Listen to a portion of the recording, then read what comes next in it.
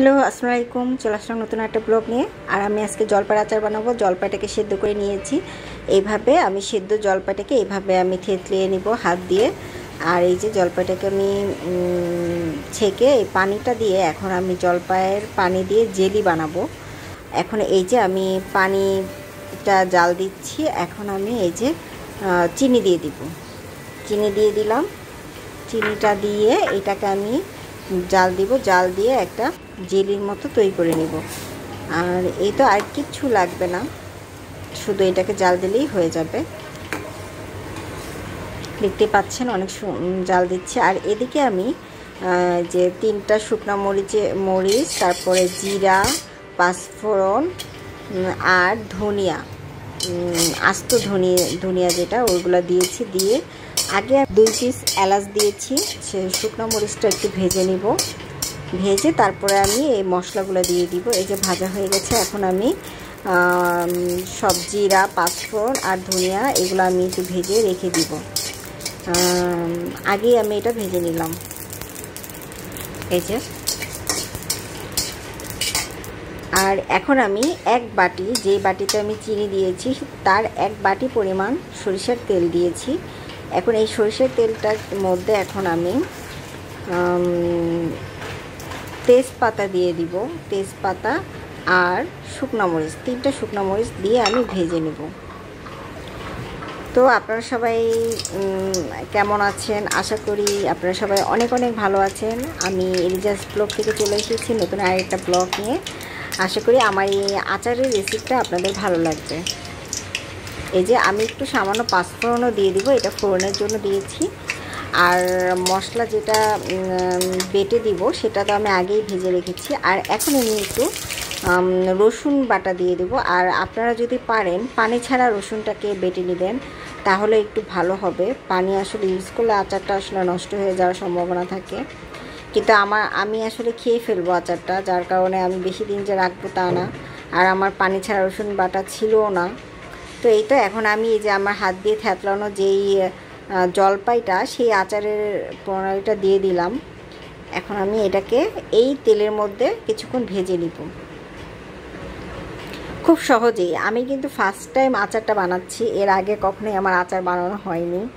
আসলে আমার সংসার জীবনে প্রথমে যখন আমরা দুজন ছিলাম তখন আসলে এত রান্নাবান্না করতাম না, দুজন টোনাটুনি ছিলাম।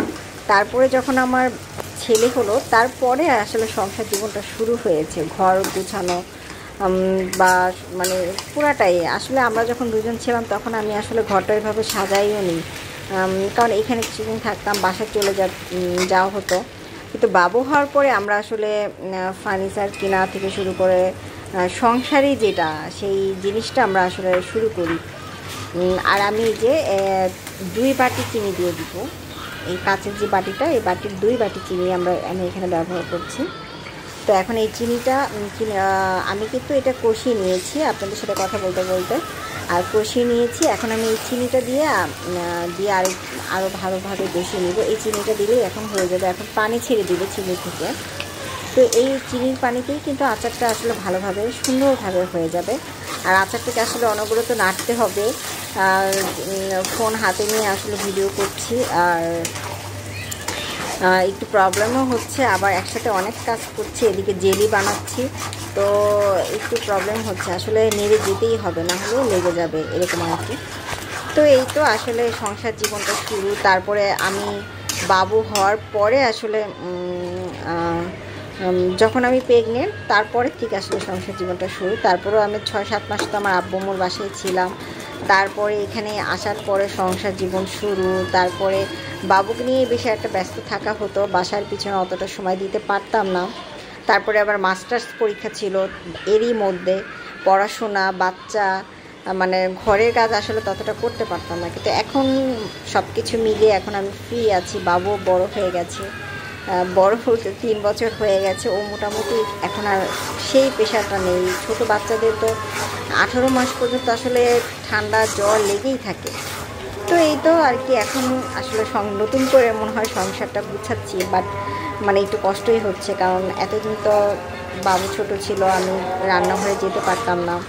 তারপর পড়াশোনাও ছিল, পরীক্ষা ছিল, মানে সব কিছু মিলিয়ে আসলে একটা অন্য লাইফ ছিল। এখন আমরা পুরো সংসারী হয়ে গেছি।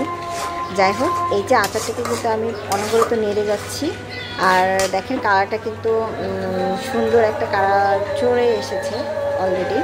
অনেক সুন্দর একটা ফ্লেভার আসছে, অনেক সুন্দর একটা কালার চলে এসেছে। তো এখন এটাকে কিন্তু এভাবে নাড়তেই থাকবো। তো অবশ্যই আমাকে জানাবেন কেমন হয়েছে। এই যে দেখেন কালারটা, আমার কালারটা কিন্তু একদম সবুজ সবুজই আছে, মানে আমার খুব ভালো লাগছে এই সবুজ সবুজ কালারটা দেখতে। তো আমি কোনো কালার ইউজ করিনি, আপনারা অনেকেই দেখা যায় কালার ইউজ করে, তো আমি আসলে সবুজ কালারটাই রেখেছি। দেখেন দেখতে কতটা সুন্দর লাগছে সবুজ সবুজ আচার। তো এই তো এটাকে আমি দেখেন অনবরত নাড়তে হচ্ছে। তারপর আমি একটু যখন মশলা আনতে যাই তখন এই যে দেখেন লেগে যায়। আমি আচারের মশলাটা আসলে যখন একটু নিচের থেকে উঠাতে যাই, মানে পাটায় ছিল, আমি পাটায় বেটেছি এই মশলাটা, তো তখনই আসলে এই যে এই পাশটা লেগে যায় একটু। তো এই হলো অবস্থা। আচারে আসলে অনবরত নাড়তেই হয়, না হলেই প্রবলেম হয়ে যায়। তো এখন আমি এই যে মশলাটা ভেজে নিয়েছিলাম সেটা আমি এখন এই যে দেখেন দিয়ে দিলাম। আমার আচারটা কিন্তু হয়ে গেছে। এখন এটাকে দিয়ে হালকা একটু নাড়াচাড়া করে কিন্তু নামিয়ে নিব। আচারটা কিন্তু দেখতে অনেক সুন্দর হয়েছে এবং মাশাআল্লাহ ফার্স্ট টাইম আমি আচার বানালাম এবং মাশাআল্লাহ সত্যি অনেক টেস্টি হয়েছে।